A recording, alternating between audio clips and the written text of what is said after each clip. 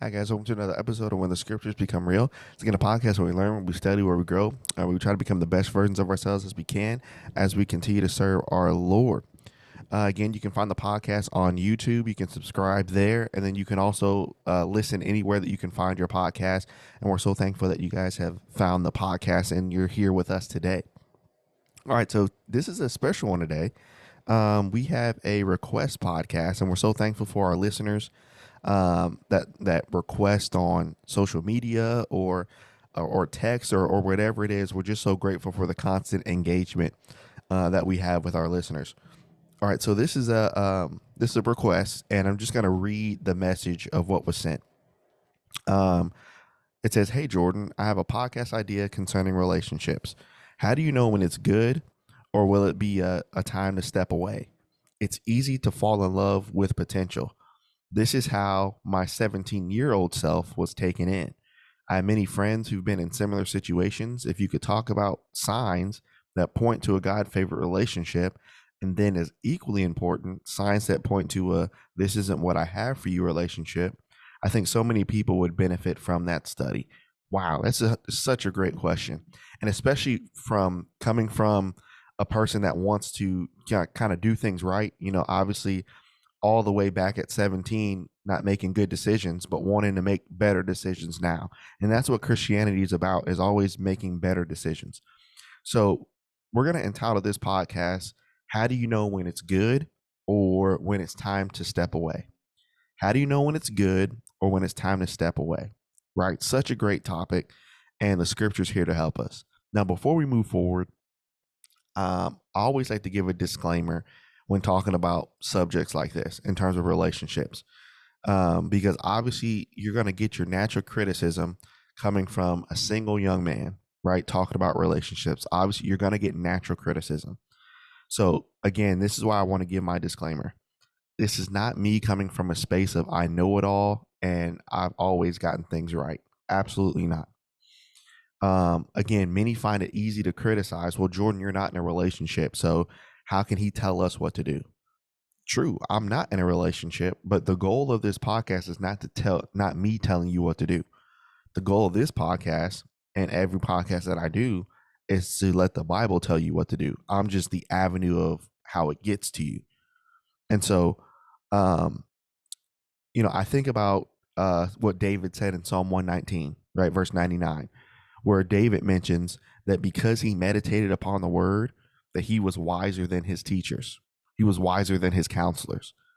And so, true, yes, I might not be in a relationship or in that situation, but it doesn't mean I can't be wise.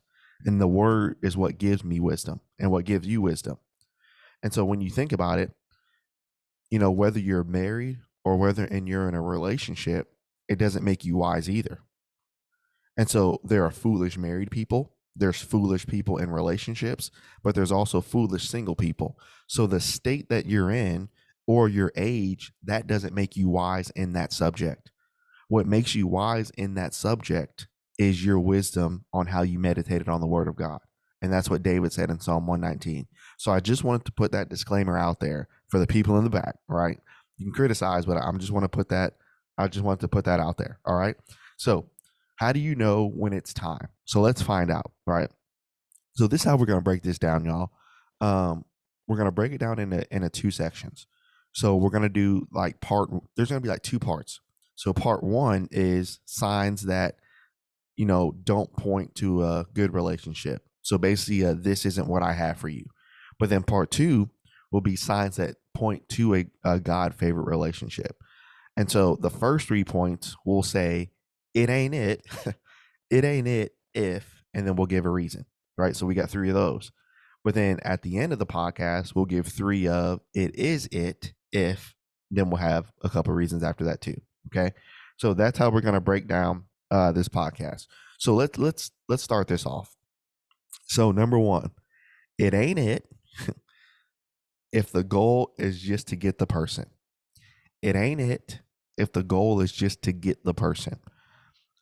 We have to be very wise when we're in these relationship spaces, because sometimes, and I think sometimes this is done on accident, but sometimes it's done with intent as well. So keep that in mind.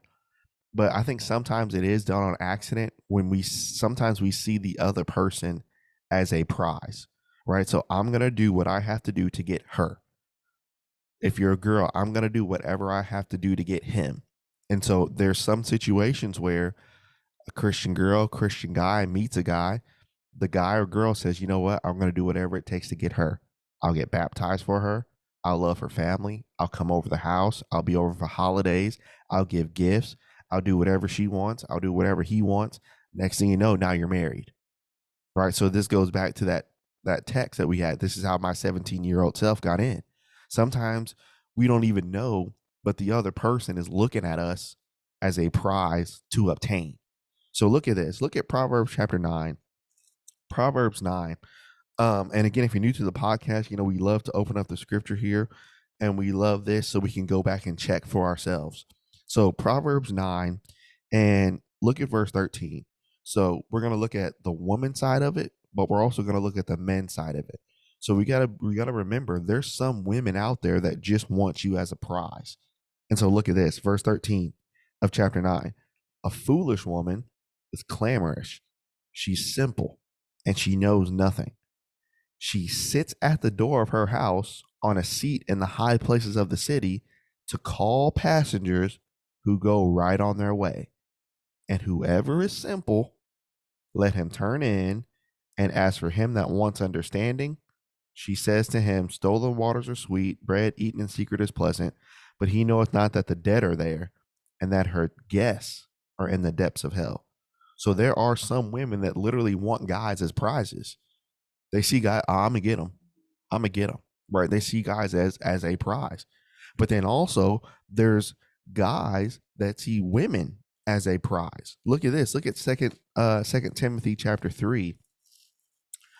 2 Timothy chapter 3, and look at verse number this is good. Verses 5 and 6. Now Paul's warning Timothy about some people. And so look at what he says. Sometimes these guys, these people that come into the church, notice what they're going to have. Verse 5. They're going to have a form of godliness, but denying the power thereof, from such turn away. For of this sort, in verse 6, they're such which creep into houses, and they lead away silly women, laden with sin, led away with divers lusts. So sometimes there's some guys who all they do is they look around and they'll do whatever they have to do to get you. Oh, she likes jokes, I'll become the funny guy. Oh, she likes God, I'll come to service all the time. Oh, she's interested in this, I'll be interested in that too. So you got to realize sometimes these guys will do whatever it takes to get you. Sometimes these girls will do whatever it takes. So it ain't it if the goal is just to obtain you or you obtain them. So what should be the goal? That other person, that other party should always be doing their absolute best. I'm not saying they're going to be perfect, but they should be doing their absolute best to lead you to Christ. It needs to be an equal exchange. And so what happens sometimes is when we see each other as a prize, and then once we get each other, sometimes we can hinder our growth, and then we get mad when they don't want to go as fast as you do. Well, now I finally have you. Now you don't want to be in a relationship. You don't want to, then you get mad at the other person. So there's situations where a guy or girl, they want a relationship so bad. But the other guy and the other girl, yeah, they want the relationship, but they want to be wise in how they go through things. So they don't want to do it as fast as the other person does. Not saying that they don't want the relationship, but they want to make sure it's right. But what happens so many times is the person that wants to do it so quick, then they blame the other person for not wanting to go as fast as they want to go. Sometimes you got to be careful with that. There's a phrase that my coaches would always use, that I've always taken with me. I played point guard and shooting guard in high school playing basketball. And they always said, you got to play at your pace, right? That's a basketball term. You got to play at your pace. Well, what does that mean? Well, here's the example. So if you've ever watched basketball or know anything about the game, you have 24 seconds to shoot the ball. If you don't shoot the ball in 24 seconds, the other team gets the ball. And so, as the point guard and the shooting guard, you have control over your offense. So, essentially, you want to come up and you want to take as long as it takes sometimes to get the best shot. So, what happens is in your mind, you understand, okay, I want to take my best shot at 17 seconds and then give a couple seconds to get the rebound. But then the defense, what they do is they want to rush you, so they'll jump you. They'll send 3 people your way. They'll send 2 people. They might send 4 so that you can take a bad shot in 7 seconds. So what they want to do, they want to rush you to take a stupid shot. And so you can use that in life too. You got to play at your pace. Just because someone wants something so fast doesn't mean that you got to have it because someone wants it that quick. You have to be wise and play at the right pace. Look at this. Look at Proverbs Chapter 14. Proverbs Chapter 14. And look at verse number 15. Again, if y'all want, we all just need to study Proverbs all over again, because it's so practical. It was written so long ago, but it's like it was written for us today. Proverbs 14, and look at verse 15. Talking about wisdom, right? Talking about being wise. Notice what the text says. The simple, didn't the Proverbs writer in Proverbs chapter 9 call that woman simple and then call the men that go to her simple? So what else is a simple person going to do? The simple believes every word, but the prudent, the wise, the person that plays at the right pace, they look well to his doing. They understand what's going on. So sometimes, the goal, if the goal is just to get the person, it ain't it. Because what's always going to happen is the other party is always going to rush the other one. That's the end result every time. And then they're going to get mad because you don't want to go as fast. So then you don't want to lose that person. So now, oh, okay, fine, we'll be together. Next thing you know, you're married. And because you didn't play at your pace, because you played at their pace, now you're in a bad situation. It ain't it if the goal is just to get the person. Then number 2, it ain't it. I love that phrase. It ain't it if they get you to compromise the Lord.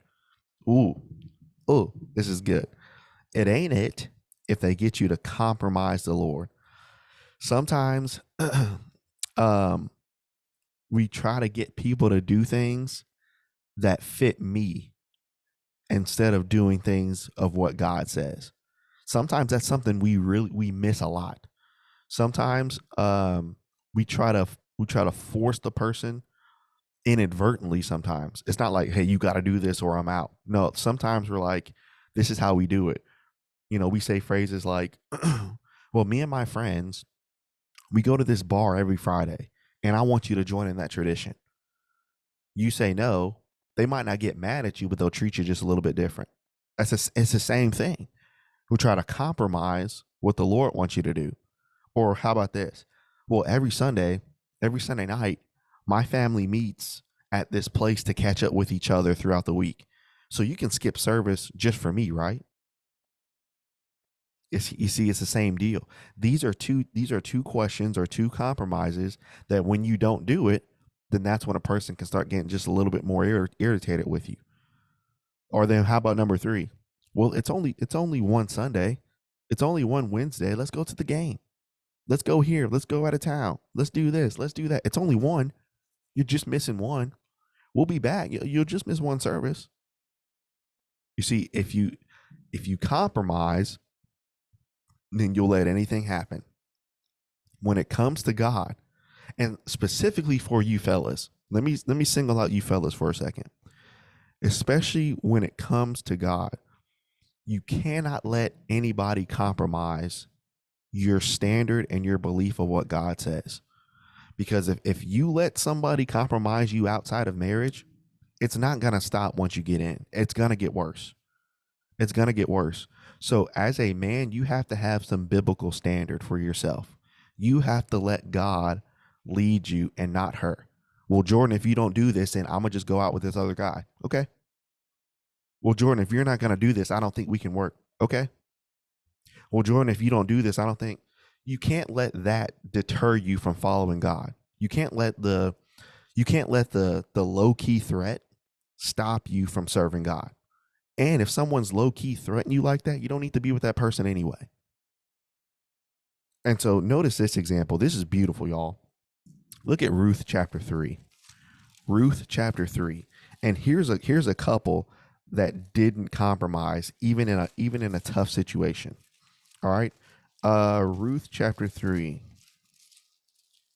Oh, dude, this is crazy. All right, so here's the problem. There's a problem here.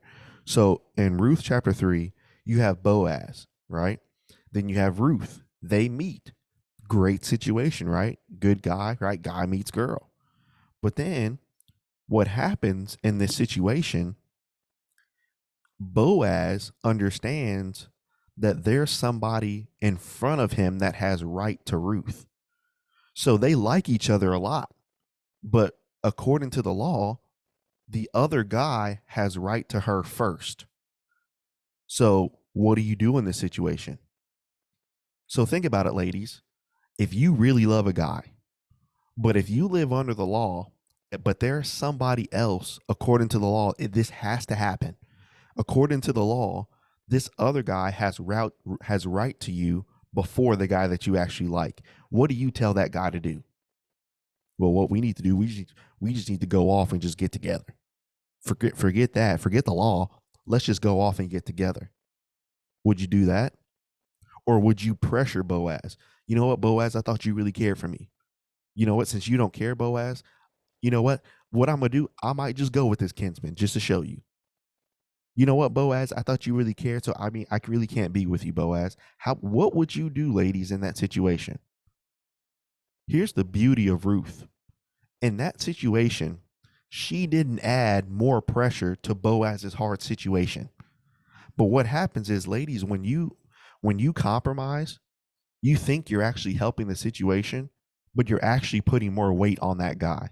The guy's not going to, sometimes in our pride, we're not going to tell you you're putting more weight on us, but you are, because you're rushing us, because you want things in your way, because you're threatening to go off with this guy or that guy or be by yourself or do this to make us go to you quicker. You're putting more weight on us in an already tough situation. So now what do? Notice the beautiful advice that Naomi gives to Ruth. Verse 14. Or actually, no, in verse number 18. And she said to Ruth, man, forget Boaz, go get another man. And she said to Ruth, well, since Boaz isn't moving mountains to get you, then you need to go with someone else who would move mountains to get you. Well, you just need to go on and get another man that really cares. Notice what Naomi told Ruth to do. And she said, sit still, my daughter, for until you know how this manner falls, for the man will not be at rest until he's finished the thing that day. So she gave him the right advice. Let him handle his business. Then chapter 4, then Boaz went to the gate. Who sits at the gate? The elders. If you read the rest of the book, it's beautiful, because Boaz goes to that guy and he says, do you want her? And he says no. And he goes and gets the girl. And there was a ceremony that happened where, like, Boaz had to give his left shoe. So imagine Boaz kind of limping, walking, happy, smiling, running to Ruth with no shoe on, right? Because we did things the right way. Now I can have you. See, ladies and guys, don't compromise the other person because things just aren't easy right now. Let them do things the way that God said. Let them do things the way God said. All right.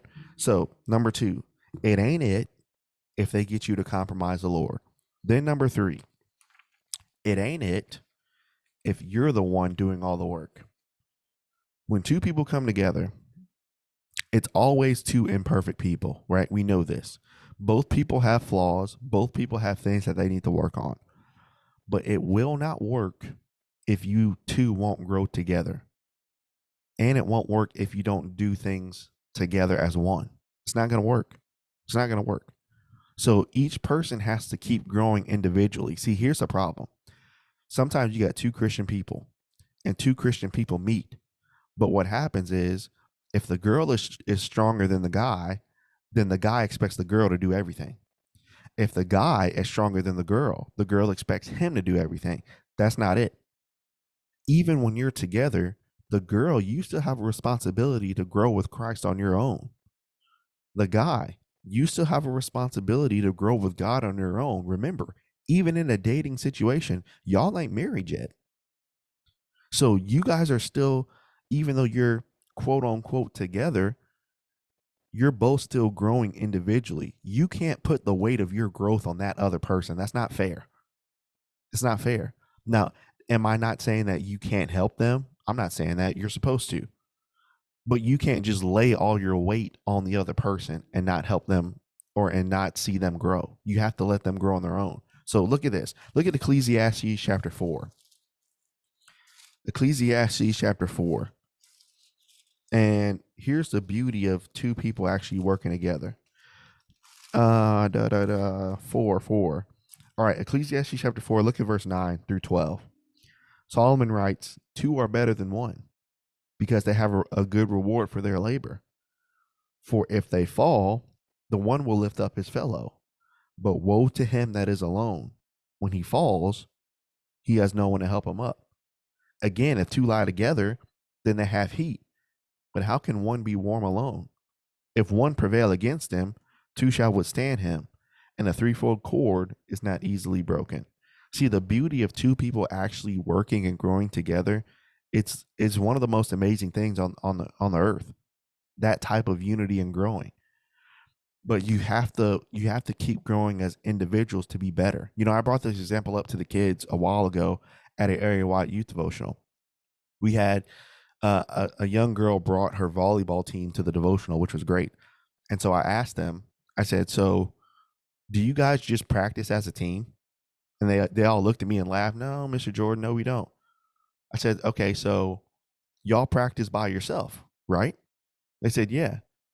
So you practice by yourself so that when you become one, what are you now? You're better than you were yesterday.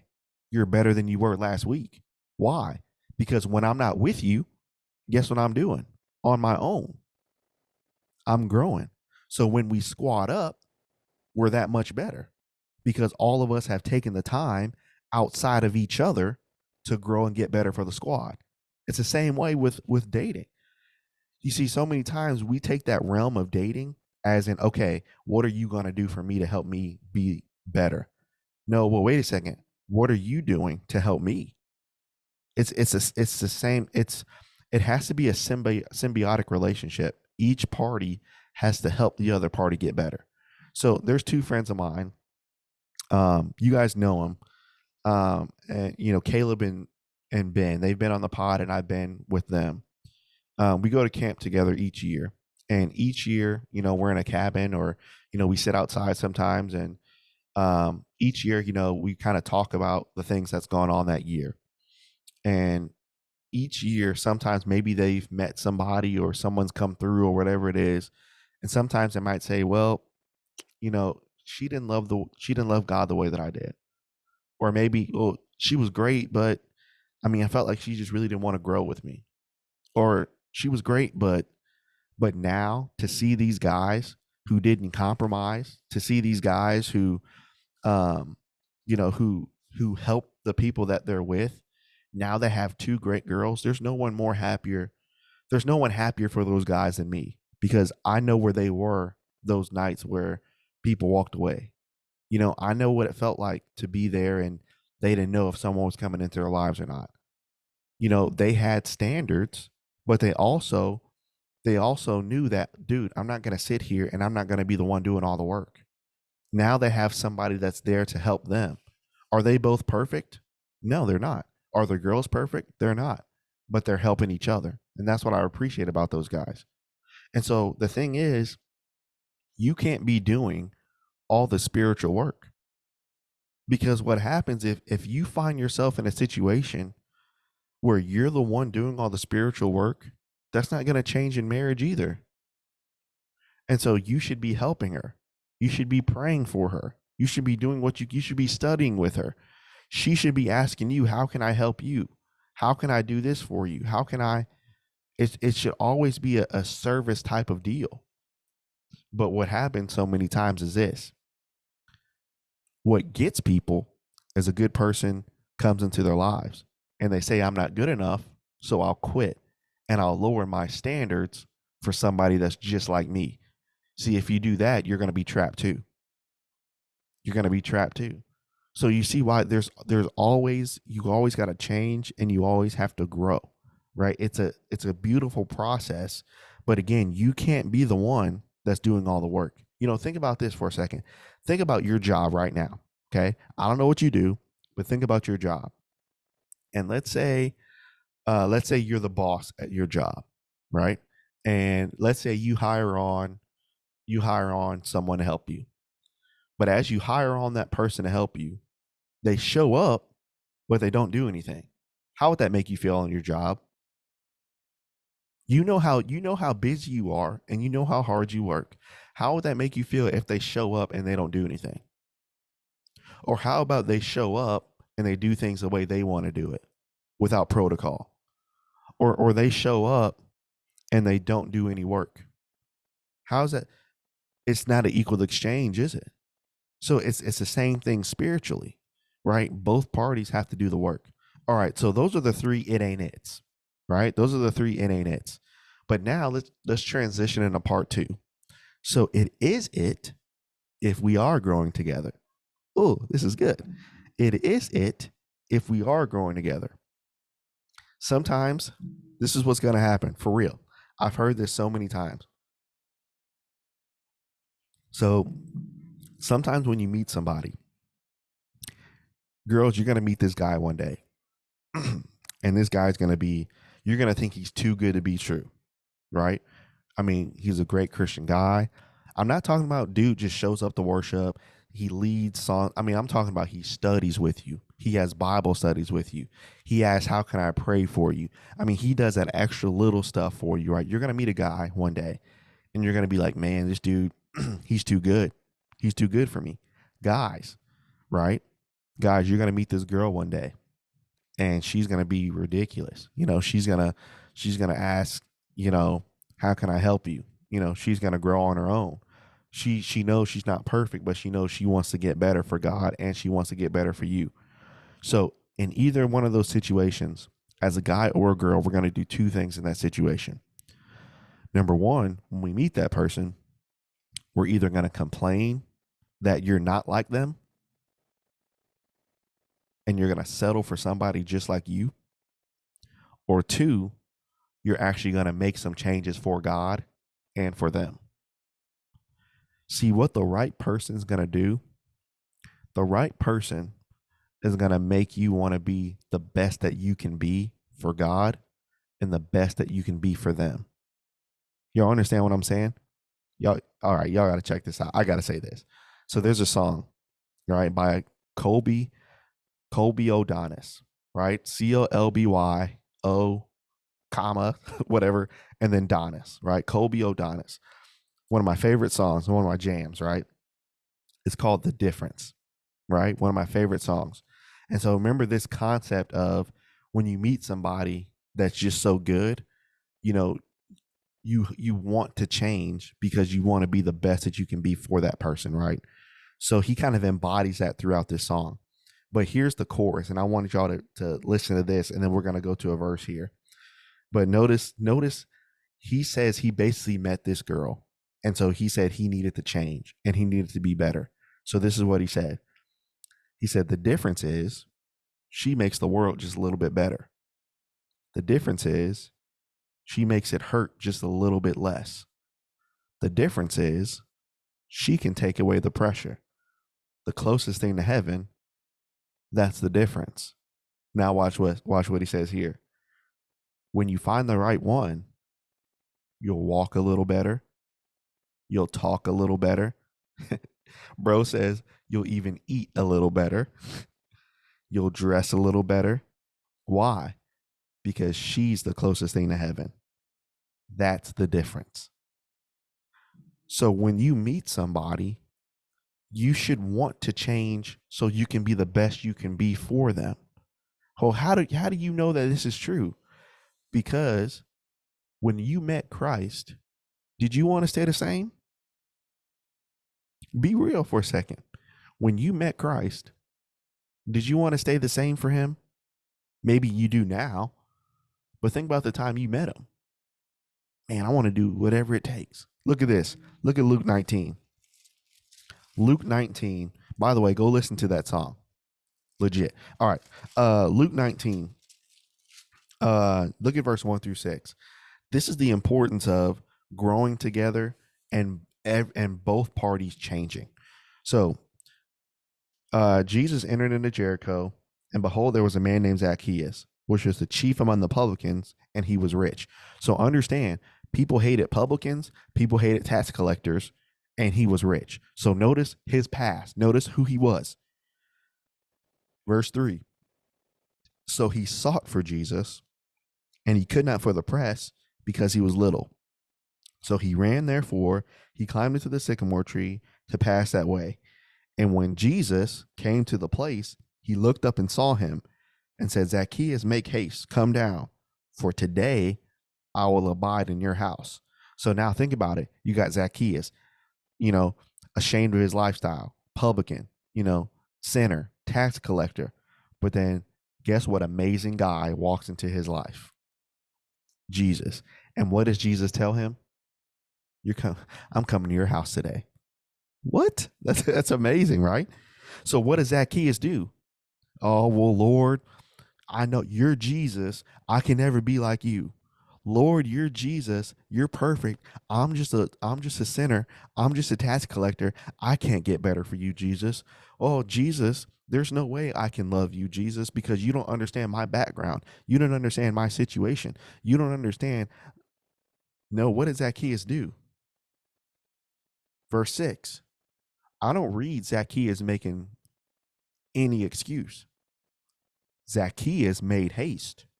Zacchaeus came down, and what did he do? He received him. How? Joyfully. Let me drop a hint on you. Let me drop a golden nugget here. Okay. Let me drop a golden nugget. Number one, when Jesus is introduced to you, please receive him joyfully. Whether that's through preaching, singing, whatever it is, receive him joyfully. But then here's the second nugget. When there's a good man, when there's a good woman, receive them joyfully. Receive them joyfully. Why? Because they can give you so much more than you can ever dream of. It's incredible, man. It really is. But look at this. And notice what Zacchaeus did. So remember, we're talking about growing together, right? So Zacchaeus wasn't just satisfied with meeting a great guy in Jesus to help change his life. Zacchaeus didn't give Jesus all the work. Zacchaeus said, you know what? I met this great man. And because I met him, Jesus doesn't have to tell me to change. I'm going to do it because I want to be with him. Watch this. And Zacchaeus stood and he said to the Lord, Lord, the half of my goods I give to the poor. And if I have taken anything from any man by false accusations, I will restore that man fourfold. Zacchaeus said, Lord, I'm going to change for you. When you meet a good person, when you meet Christ, you should want to change for them to be better for God and to be better for that person. So do you see why now, as we talk about this, how clear it is and how unfair it is sometimes to put the pressure of growth on the other person?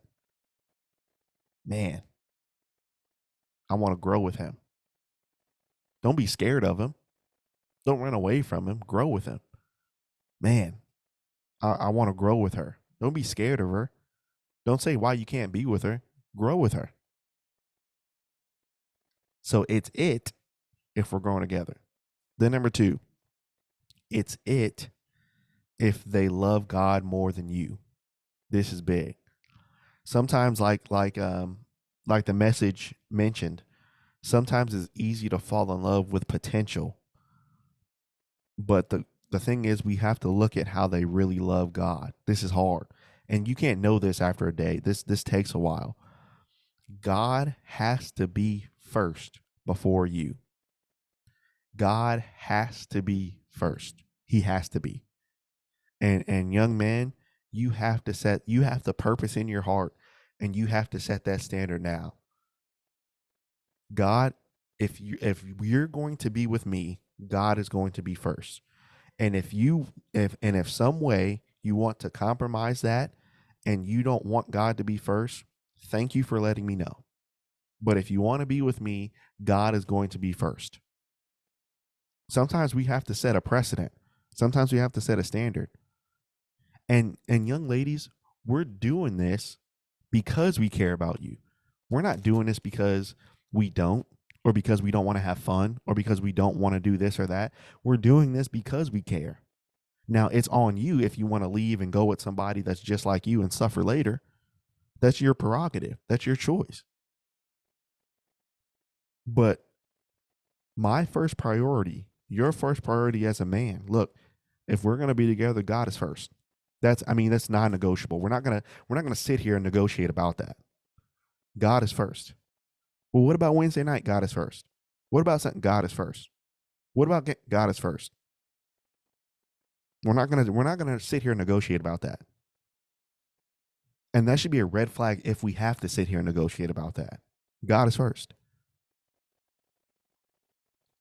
So you got to find someone that loves God more than you. Because you know what that actually brings? Again, it brings security, because you can understand that man follows God and God's going to help us. It's a different type of security, guys. It's just different. So they have to love God more than you. Then number 3, here's the last one. It's it if they have personal initiative for spiritual things. It's it if they have personal initiative for spiritual things. So again, encouraging others to do spiritual stuff is great, and that's what should be doing. But as you grow, and especially as you're growing with each other, it should come to the point where instead of you inviting them to things, they're either planning to go on their own or they're already there. So, again, when we talk about spiritual things, do I always have to remind you? Do you always have to remind me of everything spiritual happening? See, here, and again, this is the importance of growing as individuals so you can be stronger as a squad together. So in Matthew chapter 5, verse 6, the Bible talks about blessed are those that hunger and thirst after righteousness. I just talked to a buddy of mine about this for like 3 hours on the phone one morning in the office. And, he was just so adamant because he loves people. He really wants people to go to heaven. And he was at the point where, I can just tell his care over the phone. He was like, man, I just can't. He said, I just wish people would just love the Bible and love Jesus more. And he said, I wish I can make them do it. And you can't. You can encourage people. You can grow with people. You can point people in the right direction. You can't make them love him. You can't make them hunger, and you can't make them thirst after righteousness. So think about it. If you're hungry and thirsting after righteousness, how awesome would it be to have somebody else that's doing the same thing? Again, let me stop real quick, because some people, they take this as their scapegoat to quit. Well, I'm not hungry and thirsting after righteousness like him. I'm not hungry and thirsting after righteousness like her. So I just can't do it. So I don't understand. When we talk about things like that, the thing about scripture is when we hunger and thirst after righteousness, all we're doing is we're trying to help you get to heaven. That's all it is. But think about it. If we don't want to hunger and thirst after righteousness, what are we saying to that person, right? Ultimately, but what are we saying to God? You know what? You're trying too hard to go to heaven, so I'm going to find somebody that's trying not as hard as me. Think about how crazy that is. That's essentially what we say to another person when we're scared of the challenge, right? When we don't want to grow with them. Essentially, we're saying, I don't want to grow like you are. I want to grow with someone that's growing with God like me. What if the way that you're growing with God isn't the right way? You know what I'm saying? Like these are things we really got to think about. These are some things we really got to think about. So how do you know when it's good or when it's time to walk away? So it ain't it if the goal is just to get the other person and for them to rush your pace. It ain't it. It ain't it if they try to get you to compromise the Lord in any way. It ain't it. It ain't it if you're the one doing all the spiritual work. But it is it if we're growing together. It is it if they love God more than me. It is it if they have some spiritual initiative. Now, as we close, sometimes we take things like this and we take chapters like Proverbs 31 to the extreme. And what I mean by that is sometimes in our minds, as you sit here and listen to this podcast, sometimes we take things to the extreme and say, well, this person's, I can never be this. I'm not this. Well, you just need to be with somebody that's like that. Here's the thing about Christianity that's great. it's always developing and it's always changing to be better. So for us, instead of always looking for reasons to go, look for reasons to change. You see, it's easy to go, but it's hard to change. So we'd have to do some changing, and we got to do some growing with God so that we can be the difference in somebody's life. It's an amazing thing, guys, to change, to grow and to develop. And so I hope that this was able to help. Obviously, again, I'm not the expert. I'll just try to pull some things out for scripture, and then you guys can take it for what it is. But I'm just so thankful for you guys, and guys, please grow. Want to grow. Evaluate yourself. Try to challenge yourself. Try to challenge. Uh, who you date. Try to be more for God. There's so much more that we can do for each other. So I hope that this is able to help. We will be back, Lord willing, next week with another podcast, and we will see you guys then. Thanks, guys.